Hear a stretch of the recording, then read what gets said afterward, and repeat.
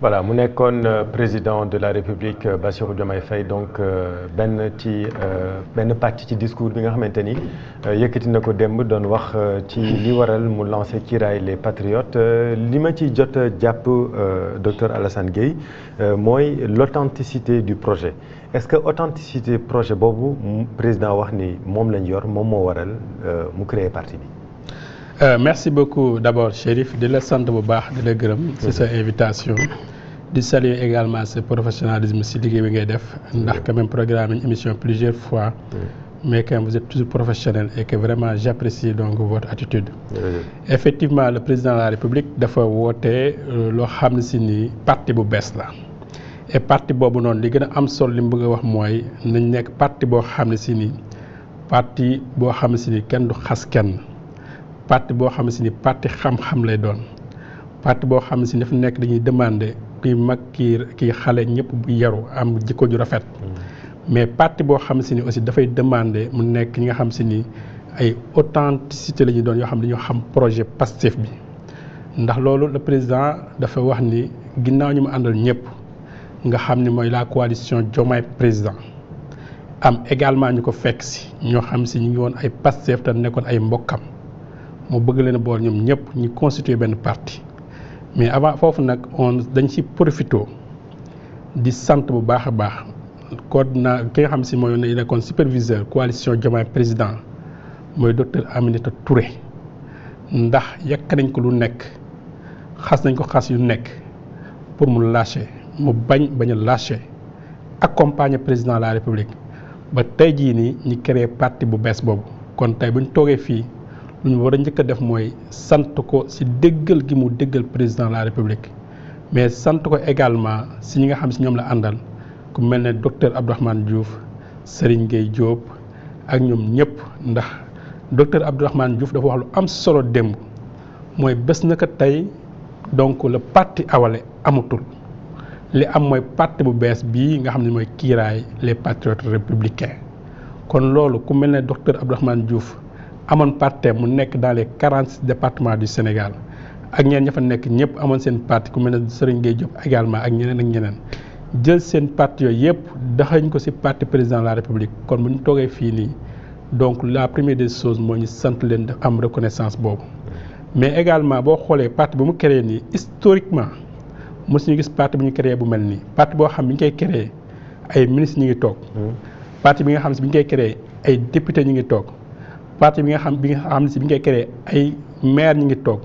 ay conseils départementaux ñu ngi toog kon parti bu mel noonu c'est la première fois ñu door ko créé mu mel nii kon moo tax président de la République bu ne mooy parti bi majoritaire mooy parti bi ëpp doole donc critères yooyu la jël en compte mooy les députés ya fa nekk les maires ya fa nekk. du déclaration bu ëpp loolu que parti bi moo judd tey ëpp doole tey. waaw parce que boo xoolee dans tous les partis actuellement où je vous parle ba nga dem ba Pastef boo xoolee nombre de maires yi nekk ci parti Bassirou Diomaye Diakhar Faye amul ci benn parti bu mu nekk loolu moom on est d'accord.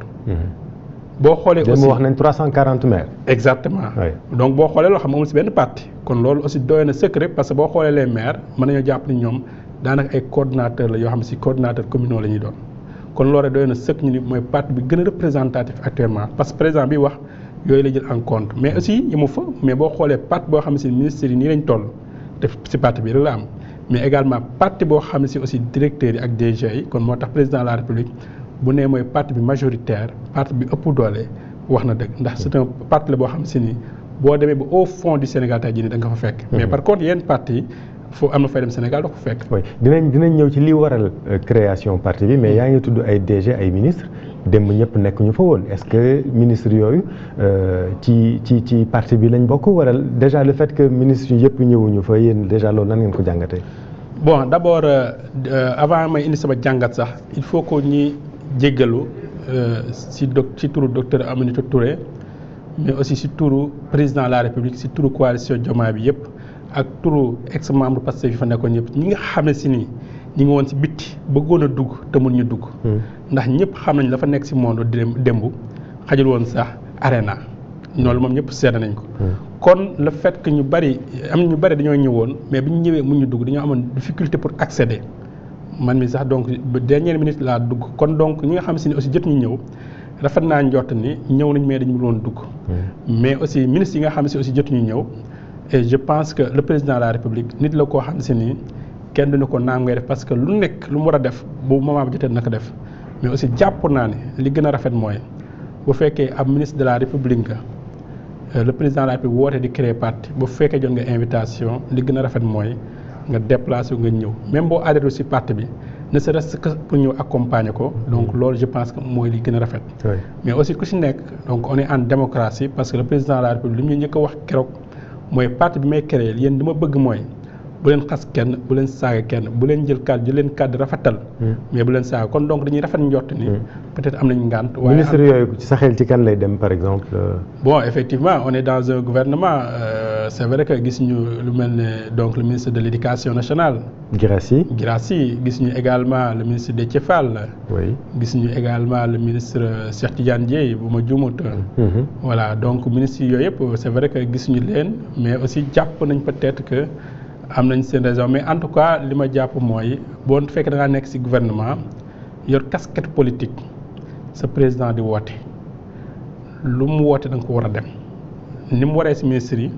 noonu la waree ci directeurs yi. mais li doon xew démb activité politique la du activité étatique quand même et que bu fekkente ni li ngeen di woote à savoir que la République est la maison de tous noonu la ko président waxee lan moo tax kon forcément ministre yooyu nga lim dañu war a ñëw adhérer ci seen parti. bon je suis d'accord dans benn parti d'accord naa bu fekkee yow ministre nga boo xam si ni dafa politique président de la république woote mbiru politique nga bañ a dem kooku je comprends mais bu fekkee yow ministre bi def politique nga par exemple c'est ex premier ministre woote mbiru politique nga dem. président de la république woote mbiru politique demoo kooku vraiment man mën ma ko comprendre. comme kañ par exemple kañ la. non vous savez que ni ministres yi ma tudd yëpp ñu ci bari donc je pense que le 8 novembre. oui donc demoon nañu wuyu ji le premier ministre Ousmane Sonko. 8 novembre. stade Léopold Sédar Senghor exactement. oui donc ñoom kon donc bu fekkee wuyu nañ le président Ousmane Sonko li gën a rafet mooy. donc le président de la République bu wootee dañ ko wuyu ci. léegi nag peut-être am nañ seen ngànt. ndax am na information yoo xam peut-être mën nañ ko bañ a am mais dañuy rafet ñu jot bu baax ba léegi. tey jii ñu ñëw ci li waral création parti bi parce que tey jii mën nañ la woowee ex-parti Pastef définitivement bokkutoo Pastef. lan moo waral création Pastef